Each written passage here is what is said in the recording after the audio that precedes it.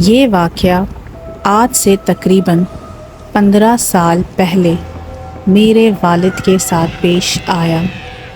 میرے والد صاحب رکشہ چلاتے تھے اور رات کے تقریباً 2:30 سے 3 بجے گھر آتے تھے۔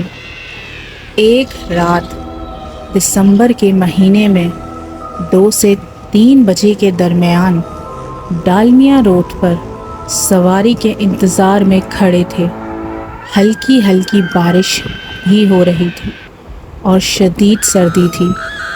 ایک عورت والد صاحب کے پاس آئی اور لالو کھیت جانے کا کہا تو والد صاحب نے اسے بٹھا لیا۔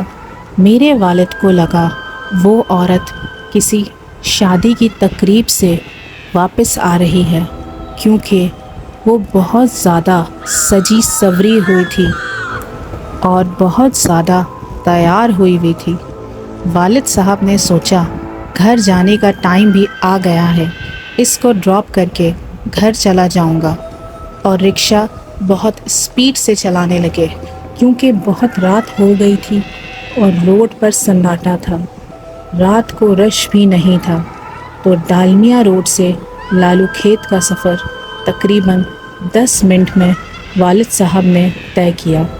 اور لالو کھیت پہنچنے کے بعد اس عورت سے پوچھا کہ رکشہ کہاں روکوں، تو کوئی جواب نہیں آیا۔ 2 سے 3 بار پوچھنے کے بعد میرے والد نے رکشہ روکا اور پیچھے مڑ کے دیکھا تو وہاں کوئی نہیں تھا۔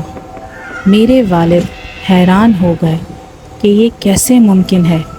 خیر، پھر میرے والد نے ناظم آباد پہنچ کر رکشہ اسٹاپ پر کھڑا کیا۔ ان کی ایک عادت تھی، وہ رات میں جب اسٹاپ پہ رکشہ کھڑا کیا کرتے تو رکشے کو اندر سے ٹارچ کی مدد سے چیک کیا کرتے تھے کہ کہیں کسی کا کوئی سامان تو نہیں رہ گیا۔ تو اس رات بھی انہوں نے یہی کیا، دیکھا کہ پیچھے کسی کا کوئی سامان تو نہیں رہ گیا۔ جہاں وہ عورت بیٹھی تھی انہیں ایک عجیب چیز نظر آئی۔ رکشے میں جہاں پاؤں رکھتے ہیں وہاں انہیں بارش کی وجہ سے کیچڑ سے بھرے ہوئے اس عورت کے پیروں کے نشان نظر آئے، اور ڈرانے والی بات یہ تھی کہ وہ پیروں کے نشان الٹے تھے۔